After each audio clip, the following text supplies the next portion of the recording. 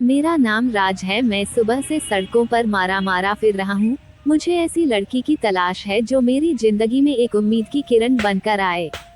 यूं तो मैं अमीर घर का लड़का हूँ, अपनी मम्मी पापा का इकलौता बेटा हूँ। मेरे पापा कंपनी के सीईओ है। खूबसूरत लड़कियां मेरे आसपास घूमती रहती है। लड़कियों के मामले में मैं बहुत तेज हूँ। जब जिस लड़की पर दिल आ जाता उससे अपनी जरूरत पूरी कर लेता। आज एक ही दिक्कत हो गई थी। मेरी जिंदगी में एक ऐसी परेशानी आ गई थी जिस वजह से मेरा जीवन 24 घंटों में हमेशा के लिए बदलने वाला था। मेरी शादी बचपन में ही तय हो गई थी। मेरी माँ की दोस्त सुमित्रा की बेटी से मेरी शादी सालों पहले तय हो चुकी थी। उस वक्त हम कोई रईस इंसान नहीं बल्कि मिडिल क्लास फैमिली थे। मेरे पापा की जॉब चली गई थी। घर की हालत बहुत बुरी थी और उस हालत में मेरी माँ की सहेली सुमित्रा आंटी हमारे साथ खड़ी थी।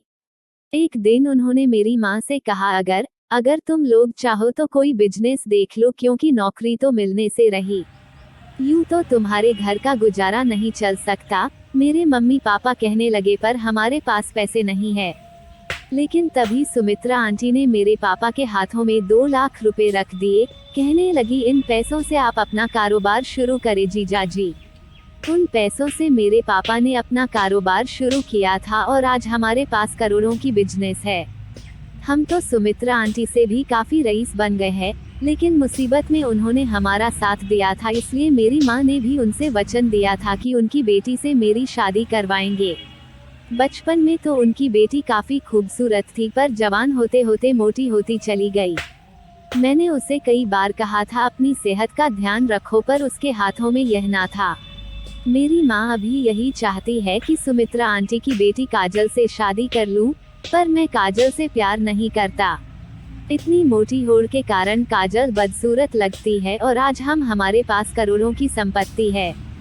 मैंने अपनी माँ से कहा, सुमित्रा आंटी ने जो पैसों से आपकी मदद की थी, क्यों ना आप उसे सूद समेत वापस कर दे। मुझे कुर्बान क्यों करना चाहती है। पर मेरे मम्मी पापा उनका एहसान ना भूल पाए। कहा, ऐसा नहीं होता बेटा। पर मेरी जो कुर्बानी देने चले, मुझे समझ नहीं आता था कि इसमें मेरा क्या कसूर है। वो पक्की बात करने सुमित्रा आंटी के घर जाने वाले थे, पर मैं अंदर ही अंदर बहुत परेशान हो गया। मैं इस शादी से बचना चाहता था और उसका उपाय सोचने लगा।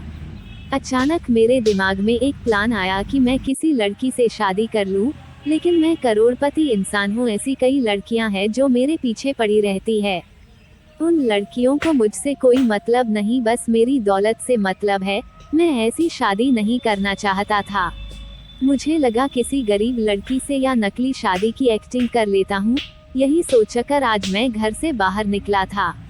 मुझे एक लड़की की जरूरत है। मैं सड़कों में काफी तेज गाड़ी चला रहा था। उस वक्त धीमी धीमी बारिश हो रही थी। अचानक मेरी नजर रास्ते पर एक अकेली खड़ी लड़की पर पड़ी। उसे देखकर मेरी हैरत का ठिकाना ना रहा, क्योंकि लड़की बिल्कुल सफेद साड़ी में थी। मैंने थोड़े आगे जाकर गाड़ी रोक ली। गाड़ी से उतरकर मैं उसके करीब चला गया। उसकी साड़ी बुरी तरीके से भीग चुकी थी। उसका बदन साफ नजर आ रहा था। साड़ी बहुत ही खूबसूरत थी और नेट से बनी हुई थी, पर गीले होने के कारण मुझे उसका जिस्म नजर आ रहा था। मेरी नजर उसके जिस्म में जो टिकी लड़की को समझ में आ गया। कहने लगी, आप कौन हैं? मेरे सामने क्यों आ गए? लड़की की आवाज में एक तेजी थी। उसने अपने बालों को चोटी बना रखी थी। बाल गीले होने के कारण उसने अपनी चोटी खोल दी और बाल खुलकर सामने आ गए। लड़की की खूबसूरती देखकर मेरे मुंह से तो रस टपकने लगा था। मैंने कहा, मेरा नाम राज है। मैं बहुत बड़ी इंडस्ट्रियलिस्ट का बेटा हूँ। उसने कहा, इसमें मैं क्या कर सकती हूँ? मैंने कहा, देखो, मैं घुमा फिरा कर बात नहीं करना चाहता। मुझे एक लड़की चाहिए। उसने कहा, मैं यहाँ धंधा करने नहीं आई हूँ। मैं अपने घर जा रही हूँ। तुमने शायद मुझे गलत लड़की समझ लिया है। तुम जैसे रईस जादे तो अपने आप को बहुत ज्यादा ओवर स्मार्ट समझते हो। मैंने कहा, तुम गलत समझ रही हो। मुझे लड़की टाइम पास के लिए नहीं चाहिए। ऐसे ही मेरे आगे पीछे कई लड़कियां घूमती फिरती है। अपने आप को कोई बहुत बड़ी परी ना समझो। मुझे एक एक्ट्रेस चाहिए। वो काफी हैरत से मेरी ओर देखने लगी। कहने लगी, मैं कोई एक्ट्रेस नहीं हूँ। मैं तो एक मामूली लड़की हूँ। मैंने कहा, तुम्हें स्टेज पर एक्टिंग नहीं करनी है, मेरी जिंदगी में एक्टिंग करनी है और उसके लिए मैं तुम्हें 5 लाख रुपए दूंगा। मेरी बात सुनकर अपनी बड़ी बड़ी आंखें झपका हुए मुझे देखने लगी, फिर पूछा कैसी एक्टिंग करनी है। मैंने कहा, तुम्हें मेरी पत्नी की एक्टिंग करनी पड़ेगी। उसकी आंखों में कई सारे सवाल थे। मैंने कहा, मेरे घर वालों ने मेरी जबरदस्ती शादी तय कर दी है। वो हंसने लगी, कहने लगी, अच्छा तो शादी से बचने के लिए तुम्हें मेरी मदद चाहिए। मैंने कहा, हाँ मदद तो चाहिए, इसीलिए तुम्हें 5 लाख देने को तैयार हूँ। लड़की ने कहा, पर मेरी एक शर्त है, तुम मुझे हाथ नहीं लगाओगे। मैंने कहा, घबराओ मत, मेरे पास लड़कियों की कमी नहीं है, बस सबके सामने तुम्हें थोड़ा बहुत हाथ लगाना पड़ेगा ताकि लोगों को शक ना हो जाए पब्लिक प्लेस में। एक्टिंग समझ रही हो ना, बताओ तुम्हें मंजूर है? तुम्हें कॉन्ट्रैक्ट रेडी करवा दूंगा। बिना कुछ सोचे समझे ही मैं उस लड़की से सौदा कर रहा था। मुझे पता तक नहीं था यह है कौन। उस वक्त मेरे अंदर इतना पागलपन सवार हो चुका था कि मैं आगे पीछे कुछ सोचा ही नहीं कि कब तक इसे झूठी पत्नी बनाकर रखूंगा, क्योंकि पक्की मैं इससे शादी तो नहीं करने वाला। शायद इस लड़की के मन में भी वही सवाल था। मुझसे पूछने लगी, कब तक एक्टिंग करनी पड़ेगी? मैंने कहा, जब तक मुझे सच में कोई लड़की पसंद ना आ जाए, या फिर जब तक काजल की शादी ना हो जाए और मेरी जान छूट जाए। वो हंसने लगी। उससे बात करके लग रहा था लड़की काफी हंसमुख है, पर फिर बोली, मुझे एक प्रॉब्लम है। 5 लाख रुपए के लिए मैं सालों तुम्हारे साथ नहीं रह सकती। मैं सोच में डूब गया, कहने लगा, तुम्हें रहने खाने को तो दे रहा हूँ ना। उसने कहा, यह सब तो मुझे ऐसे ही मिल जाता है, अगर मुझे 5 साल तक काम करना पड़े तो साल के 1 लाख रुपए तो बहुत कम है, क्योंकि न जाने तुम्हें कब कोई लड़की पसंद आएगी, न जाने काजल की कभी शादी होगी भी या नहीं। मुझे माफ करना, मैं ऐसे कॉन्ट्रैक्ट साइन नहीं कर सकती, तुम किसी और को ढूंढ लो। ऐसा कहकर वो जाने लगी। मैंने उसका हाथ पकड़ लिया। मैंने कहा, मेरी कोई पत्नी बनेगी तो वह तुम ही बनोगी। मेरी आंखें देखकर वह थोड़ी सी डर गई। मैंने कभी किसी लड़की पर यूं जोर नहीं दिखाई, न जाने इस लड़की पर क्यों जोर दिखाने लगा था। मैंने कहा, महीने के 20,000 तुम्हें पॉकेट मनी के तौर पर दूंगा। मैं समझ सकता हूँ तुम्हारे मन में क्या डर है, और यह 5 लाख रुपए ऊपर के। अब बताओ। अब हंसने लगी, कहने लगी, इन पैसों से तो फिर मेरी भी शादी हो जाएगी। मैंने कहा, जब तक तुम मेरे साथ रिश्ते में रहोगे किसी लड़के के साथ नहीं मिल सकती, कोई बॉयफ्रेंड नहीं बना सकती, किसी लड़के के साथ संबंध नहीं बना सकती। बोलो मंजूर है? उसने कहा, तुम मुझसे बहुत बड़ी चीज मांग रहे हो, मुझसे मेरी आजादी मांग रहे हो। मैंने कहा, यह जॉब है यार, तुम समझो, बाद में मैं कोशिश करूंगा तुम्हें जल्दी मुक्त कर दूंगा। उसने कहा, पर तुम्हारे साथ काम करते करते अगर मैं बूढ़ी हो गई तो? तुम जैसे मनचले लड़के को कभी कोई लड़की पसंद ना आए तो फिर बुढ़ापे में मुझसे कौन शादी करेगा? अब मैं हंसने लगा। उसके सर पर हल्का सा मारते हुए कहा, ठीक है बाबा, 1 साल का कॉन्ट्रैक्ट करेंगे, उसके बाद तुम आजाद। अब वो हंसने लगी, कहने लगी, ये हुई ना बात। अब मैं उससे कहा, अब तुम अपना नाम भी तो बता दो। उसने कहा, मेरा नाम सिमरन है। मन ही मन सोचा, सिमरन वैद्यराज। मैरिज पेपर्स में उसके साइन करवा लिए थे। उसे कॉन्ट्रैक्ट साइन भी करवा लिया था। उस रात हम होटल में ही रुक गए थे। अगले दिन मैं सिमरन को अपने साथ लेकर घर आ गया। हम दोनों को साथ देखकर मेरी मम्मी पापा को हैरत का झटका लगा। कहने लगे, कौन है यह लड़की जो दुल्हन के वेश में हमारे घर पर आई है? मैंने कहा, यह आपके घर की बहू है, मेरी पत्नी है सिमरन। मैं सिमरन से बेहद प्यार करता था, उसके बिना जी नहीं सकता था। जब आप लोगों ने मेरी शादी जबरदस्ती काजल के साथ करने का फैसला किया था तो मैं अपनी जान लेने की सोच रहा था, पर सिमरन ने कहा, मुझसे शादी कर लो। एक बार अपनी मम्मी पापा के बारे में सोचो, अगर तुम्हें कुछ हो जाए तो वे बेसहारा हो जाएंगे। मेरे मम्मी पापा मेरी ओर देखने लगे। उनके चेहरे से साफ लग रहा था इस शादी से खुश नहीं है। मेरी माँ ने अपनी सहेली सुमित्रा को फोन करके सारी बातें बता दी। मैं भी काजल से कॉल करके कह दिया कि तुम किसी अच्छे लड़के से शादी कर लो। मैं किसी और से प्यार करता था, इसलिए मैं शादी करने के लिए मजबूर हो गया। काजल तो मन ही मन मुझे चाहती थी, या फिर मेरी दौलत को कह नहीं सकता, हाँ, एक समय था उसकी माँ ने मेरे घर वालों की मदद की थी, पर मैं अपनी कुर्बानी नहीं देना चाहता था, इसलिए उसके आंसुओं का मुझ पर असर ना हुआ। रात में सोने के लिए मैं अपने कमरे में आ गया।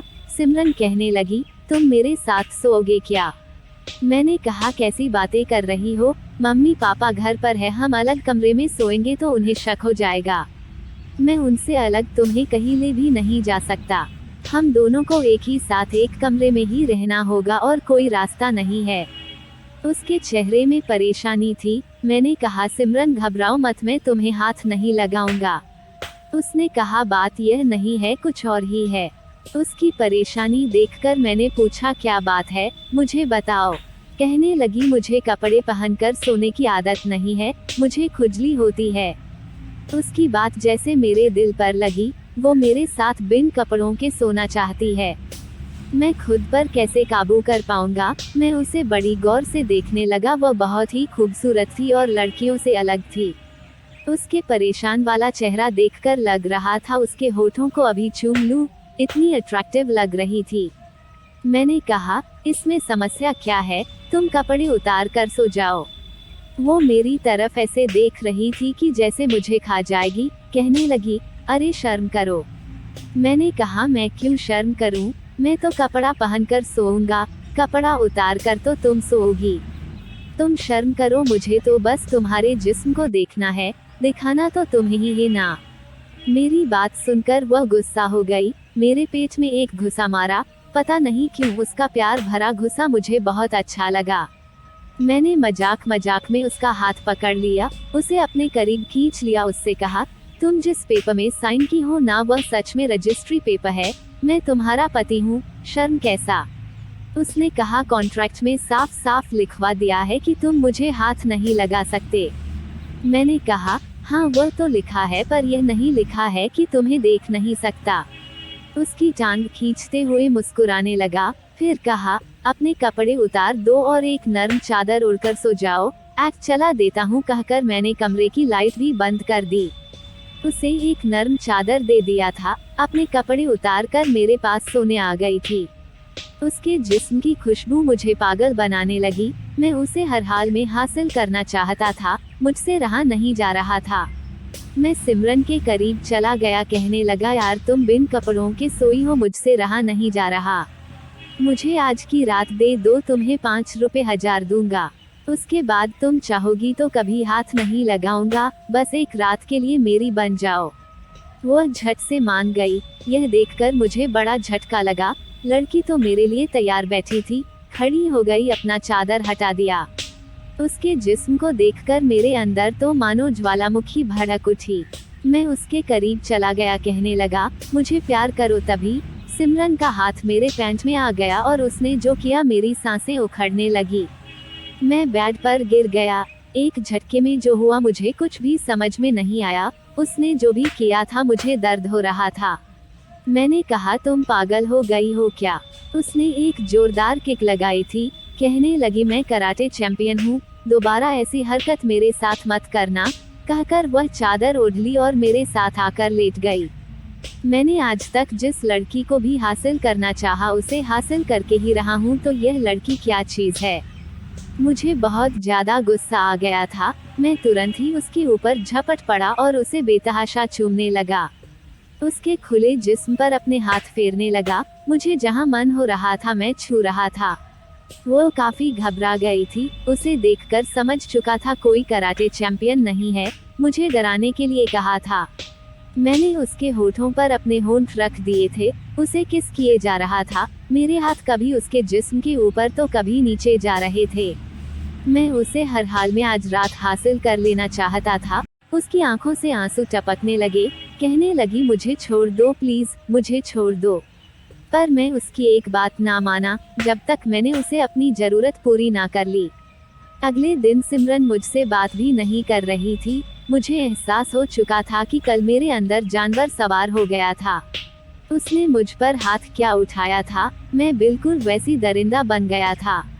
उसके जिस्म को जिस तरह से रौंदा था, मैं कोई इंसान तो नहीं हो सकता, मैं एक भेड़िया था जो खरगोश को नोच रहा था। वो फूट फूट कर रो रही थी। मैं उससे कुछ कहता, तो जवाब ना देती। अब मुझे घबराहट होने लगी, कहीं मेरी माँ को कुछ कह दे तो मेरा क्या होगा, अगर मेरे मम्मी पापा कमरे में आकर उससे मिलने लगे तो क्या होगा। थोड़ी देर बाद मेरी माँ जोर जोर से दरवाजा खटखटाने लगी। अब डर के मारे मेरी फटने लगी थी। रात को तो बहुत बहादुर बनकर इसके साथ गलत काम किया और अब मैं क्या करूँगा, मेरी समझ में नहीं आ रहा था। मेरी मम्मी पापा जोर जोर से धक्का देने लगे। मजबूरन मुझे दरवाजा खोलना पड़ा। सिमरन एक कोने में बैठी हुई थी, उसकी आंखों में आंसू थे। मेरे मम्मी पापा तो कमरे का यह नज़ारा देखकर बिल्कुल हैरत में पड़ गए। कहा, तुम दोनों के बीच में कोई झगड़ा चल रहा था क्या? दोपहर के 1 बज चुके हैं, हम तुम दोनों की शादी का अरेंजमेंट करवाना चाहते थे, इसलिए दरवाजा खटखटा रहे थे। क्या हुआ तुम दोनों के बीच? तभी मेरी माँ सिमरन के करीब गई और उसके शरीर के जख्म को देखने लगी। उसकी आंखें बड़ी बड़ी हो गई, मेरी ओर देखने लगी, कहने लगी, यह तुमने इसके साथ क्या किया? सिमरन अब जोर जोर से रोती हुई मेरी माँ से लिपट गई, कहने लगी, यह इसने किया है मेरे साथ। मैं कुछ कह पाता इससे पहले उसने सारी कहानी मेरे मम्मी पापा से कह दी। उनको तो मानो यकीन ही नहीं हो रहा था। मेरी माँ की आंखों में आंसू आ गए। सिमरन के सामने हाथ जोड़ ली, कहने लगी, इस दरिंदे को मैंने ही जन्म दिया है, मैं इसकी तरफ से माफी मांगती हूँ और अब तुम दोनों की शादी हो चुकी है तो किसी कॉन्ट्रैक्ट को नहीं मानती। जो तुम्हारे साथ इतने बुरा सलूक किया है तुमसे माफी भी मांगेगा और तुमसे सच में शादी भी करेगा, और अगर इसे हमारा फैसला मंजूर नहीं है तो घर छोड़कर अभी के अभी जा सकता है। अब मेरे पापा कहने लगे, बिजनेस में भी इसे कोई भी हिस्सा नहीं देंगे, फैसला तुम्हारा है। मेरी माँ ने सिमरन के सामने हाथ जोड़ लिए थे, माफी मांग रही थी। मेरी आंखों में आंसू आ गए। मुझे एहसास हो चुका था कि मैं इस लड़की के साथ बहुत गलत किया, जो मेरी मदद के लिए तैयार हो गई थी। मेरी माँ से कहा, मुझे इस लड़की के साथ शादी मंजूर है, इसलिए नहीं कि मैं आपकी प्रॉपर्टी चाहता हूँ, बल्कि इसलिए कि मैं अपने गुनाहों का प्रायश्चित करना चाहता हूँ। मेरी मम्मी पापा ने हम दोनों को अकेला छोड़कर बाहर चले गए। माफी की उम्मीद से मैं सिमरन की ओर देखने लगा। वह जोर जोर से चीखने लगी, कहने लगी, तुम्हें जरा भी दया नहीं आई? मैं रात भर मिन्नतें करती रही कि मुझे छोड़ दो और तुम मेरे जिस्म को यूं काटते रहे। देखो कितने सारे जख्म दिए हैं तुमने मुझे। अब उसने मुझे अपने जख्म दिखाए तो मेरी आंखों से आंसू आने लगे। मैंने पैर पकड़ लिया, मुझे अपने आप पर घिन आने लगी थी। आज तक कभी किसी लड़की की मर्जी के खिलाफ उसके साथ ऐसी हरकत नहीं की थी। कहां से मेरे अंदर वह जानवर आ गया? किस बात का गुस्सा था जो मैंने इस लड़की पर उतारा? मैं उसके सामने हाथ जोड़कर अपने पाप के प्रायश्चित का मौका मांगने लगा। सिमरन ने मुझे माफ कर दिया था। उसके बाद से मैं सिमरन के साथ कभी गिरी हुई हरकत ना की, लेकिन आज भी जब मैं उस रात के बारे में सोचता हूँ तो मैं खुद ही डर जाता हूँ कि कैसे झेला था उसने मुझे, और यूं मेरे अंदर जानवर कैसे हावी हो गया था। शायद हमारा गुस्सा ही हमें कभी कभी बिल्कुल जानवर बना देता है। मेरी किस्मत अच्छी थी कि मुझे पश्चाताप का मौका मिला था। तो दोस्तों, कहानी कैसी लगी? अगर अच्छी लगी हो तो कमेंट जरूर करें। धन्यवाद।